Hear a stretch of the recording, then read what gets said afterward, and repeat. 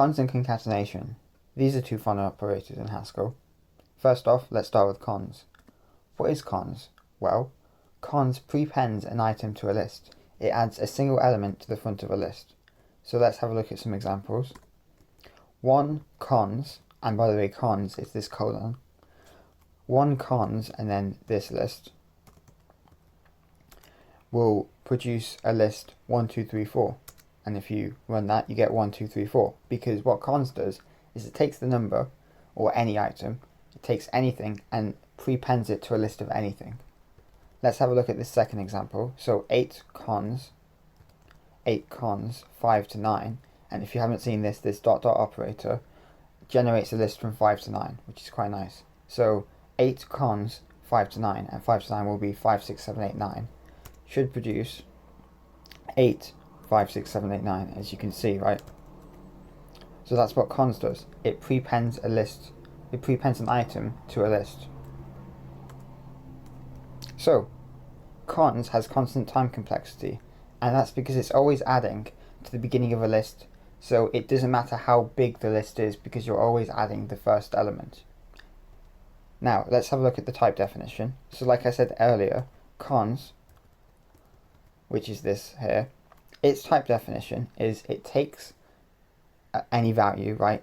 In this case, previous examples, it took an integer, and then it also takes a list of that same type, and then it returns a list of that same type, because what it does is it works for strings, it works for booleans, it works for anything, as long as the value it's prepending to the list is the same data type as the list. So that's what this is. And if you haven't seen this A thing before, then this is called parametric polymorphism, and I have a video on it. And if you're confused by this arrow thing, where there's two arrows, it looks like it's because this is an input, this is an input, this is the output. If you haven't seen this before, this is currying, and I have a video on currying. But simply, what parametric polymorphism is that you're essentially saying, well, we can use A as a placeholder for any data type, right? So it's kind of like a variable for the data types. So what you're saying here is, as long as if A is an integer, then this must be an integer, and this must be an integer. But if A is a boolean, then this must be a boolean, this must be a boolean, and this must be a boolean, right? And then the currying just says it's a way of taking multiple arguments, but by only taking one argument at a time. But I have videos on these two topics, and I'll link them below. Finally, cons is right associative.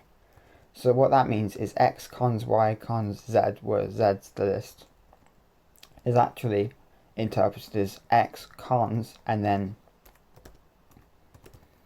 y cons z, because it's right associative, which means this is done first, and then the output, say this is like, I don't know, we'll call this q's, which is another list.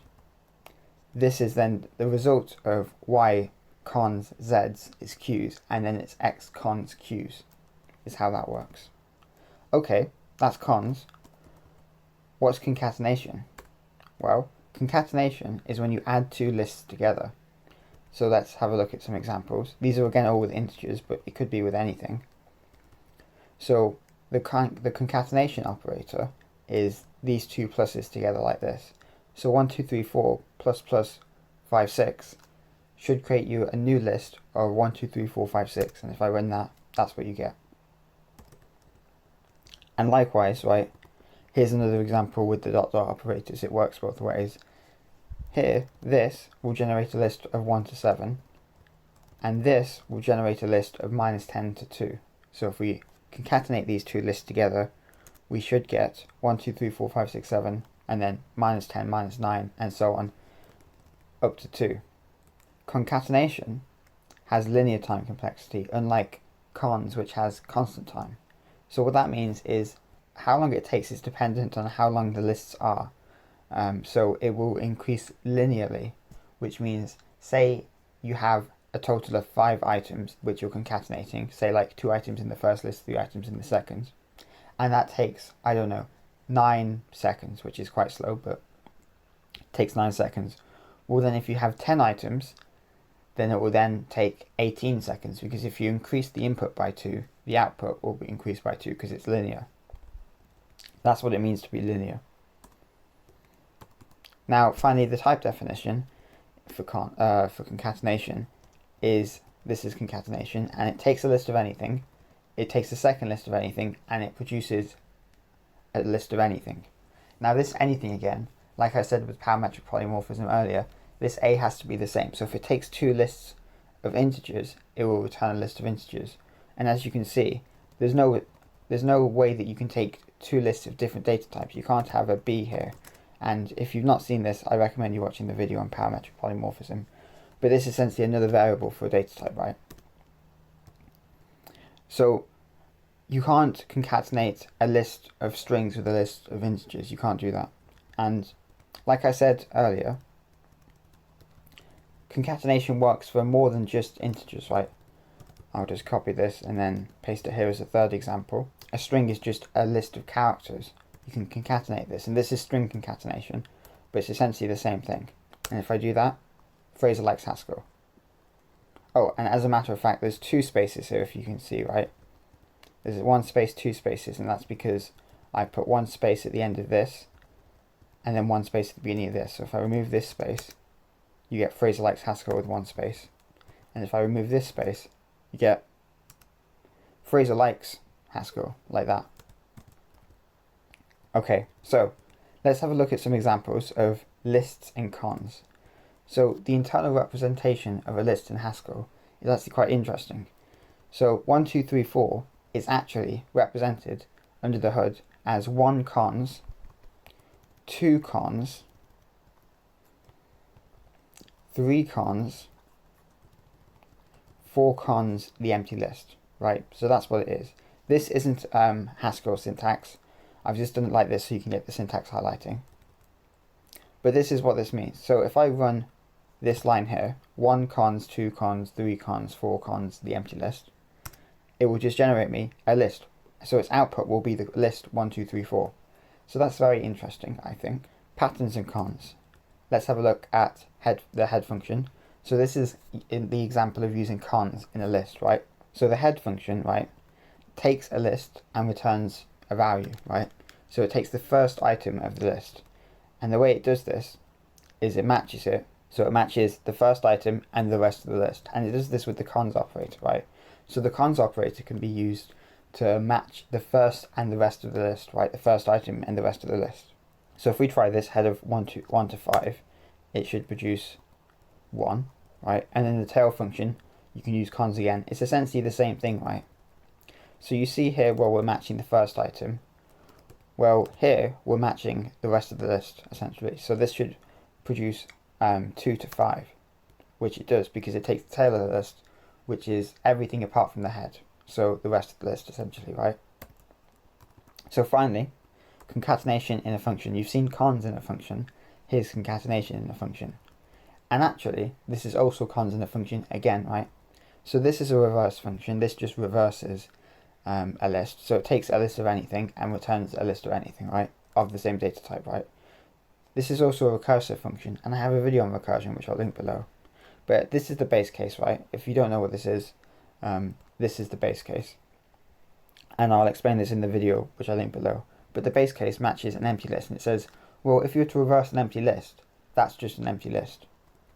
And then it says, well, for any other case, because this would match every other case, whereas this is an empty list, this is a non-empty list, right? Because this can be an empty list, but as long as this is a value, it's a non-empty list, because if you remember, the way lists are represented in Haskell are as, you know, item, cons, item, cons, item, cons, however many times, and then cons, empty list.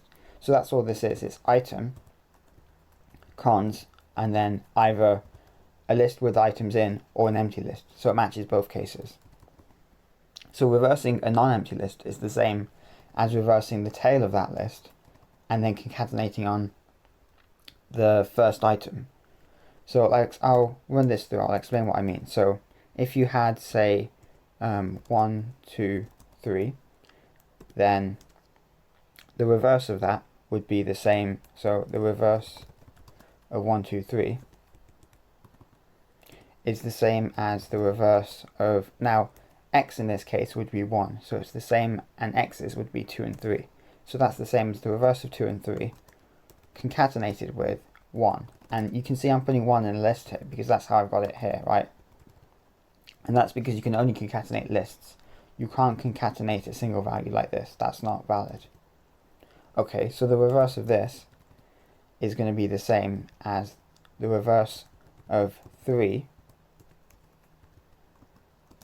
plus plus 2, like this. And then the reverse of that is going to be the same as the reverse of this, plus plus 3. And then finally the reverse of that, as you can see by the base case on this line 97, the reverse of the empty list is just the empty list. So that's what this happens. That's how this works. And then finally that will eventually result in, once you do it all, it will result in 3, 2, 1. So great, that's great, right? So I'll quickly just demonstrate some examples.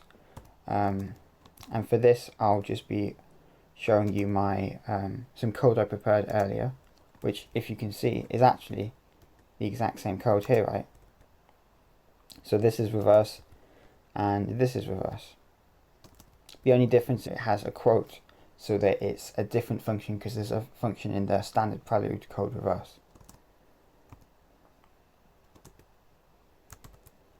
And if I just run this code here, so if I open GHCI, this file, it loads it in, and then I can do reverse 1, 2, 3, was it? Yeah, 1, 2, 3. And you can see it produces 3, 2, 1. So that's the end of the video. Thank you very much for watching. Like and subscribe. Ask any questions in the comments if you want. Thank you very much.